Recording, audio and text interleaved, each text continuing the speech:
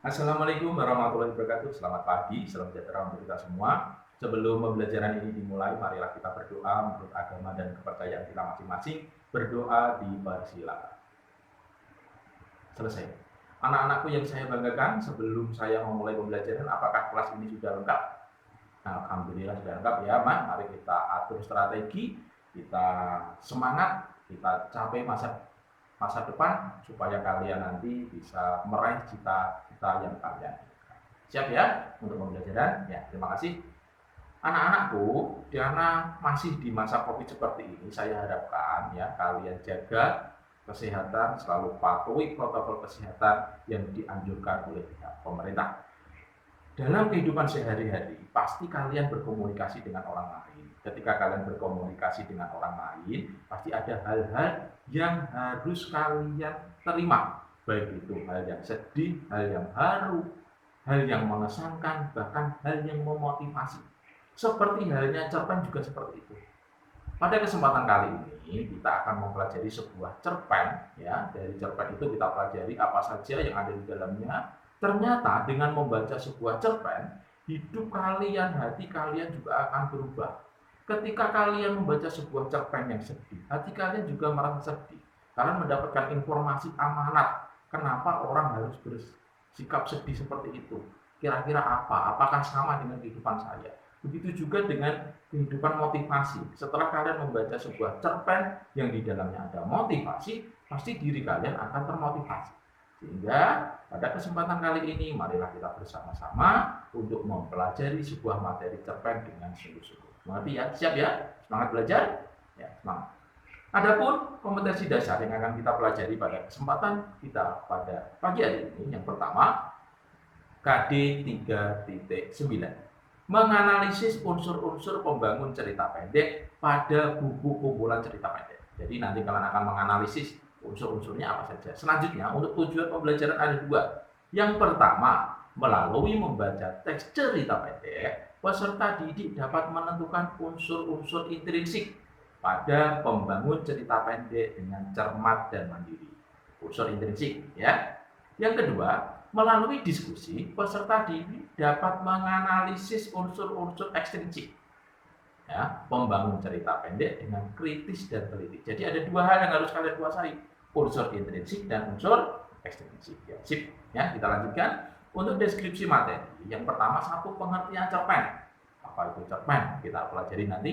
Yang kedua struktur cerita pendek. Yang ketiga unsur intrinsik dan ekstrinsik cerita pendek. Yang keempat adalah langkah-langkah menentukan unsur intrinsik dan ekstrinsik cerita pendek. Ya, ada 3 materi. Selanjutnya kita akan mempelajari sebuah pengertian cerpen. Menurut kalian, apa itu cerpen? Yuk, silakan, Mas Dedi, apa itu cerpen? Ya, cerita pendek, betul. Apalagi?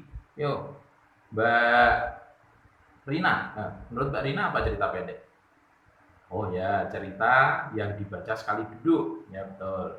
Dari pengertian cerpen yang disampaikan oleh kedua teman kalian, saya akan mengulas bahwa cerita pendek menurut ahli, ya ini seorang tokoh bernama Habib Yasin. Cerpen ialah cerita pendek singkat yang harus memiliki bagian terpenting, yakni perkenalan, pertikaian, dan penyelesaian. Ya, itu adalah pengertian dari cerpen. Seperti halnya hewan, ya misalnya saya anggap contoh ayam. Ada ayam, kira-kira ayam itu kakinya berapa? Ayo, Mas Edo, ayam kakinya berapa? Wah betul, ada 2. Kira-kira ciri ayam yang lain apa, Mas? Ya betul, punya ekor. Apalagi? Bisa terbang. Ya betul. Jadi seperti halnya ayam yang mempunyai ciri-ciri, cerpen juga mempunyai ciri-ciri. Walaupun ayam bisa terbang, burung bisa terbang, namun kedua hewan ini terbangnya berbeda. Begitu juga dengan cerpen dengan cerita atau karangan sastra yang lain. Cerpen mempunyai ciri-ciri. Satu, dia terdiri dari 500 sampai 5.000 kata. Jadi cukup sedikit. Yang kedua, dibaca sekali duduk. Kalian baca di sini ya selesai di sini. Yang ketiga, waktu membaca 10 sampai 30 menit. Dilanjutkan dengan menggunakan bahasa sehari-hari. Setelah itu, yang kelima, konflik hanya tertuju pada satu tokoh.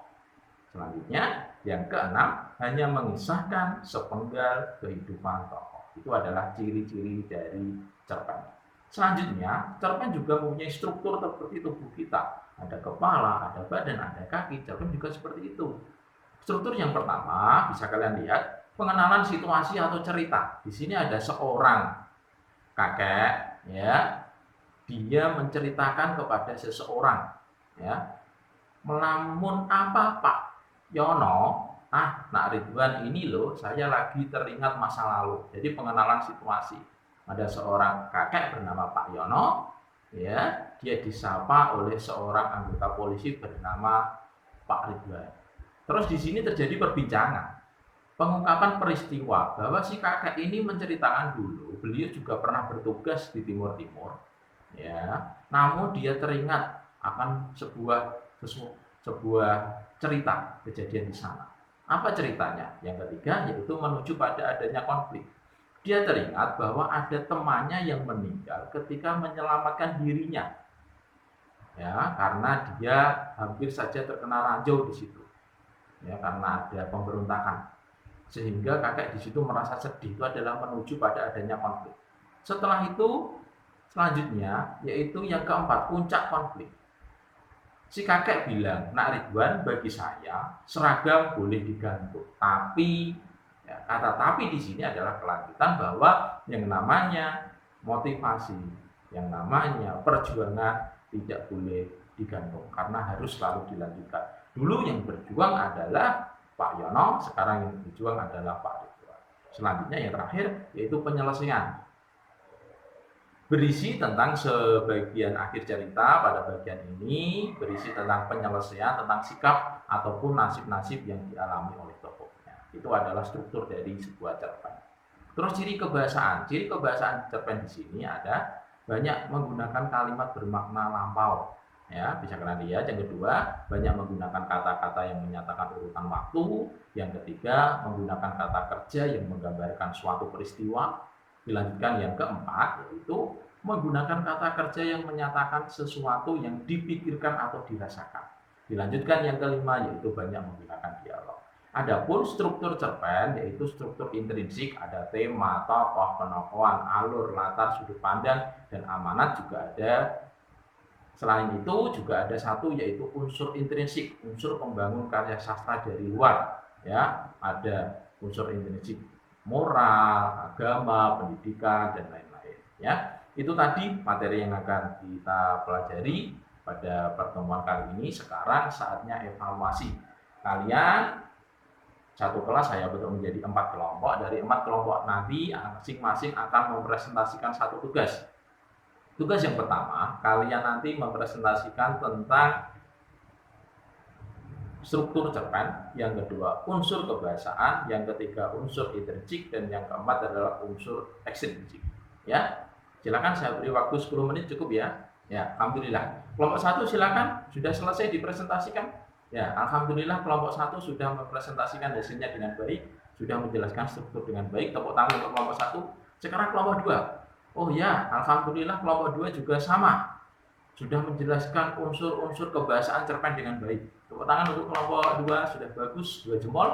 Selanjutnya yaitu kelompok 3. Ya, alhamdulillah kelompok 3 juga sama, sudah menjelaskan unsur intrinsik dengan baik. Selanjutnya kelompok 4. Wah, kelompok 4 ini juga hebat, tidak mau kalah, sudah menjelaskan unsur ekstrinsik dengan baik. Ya.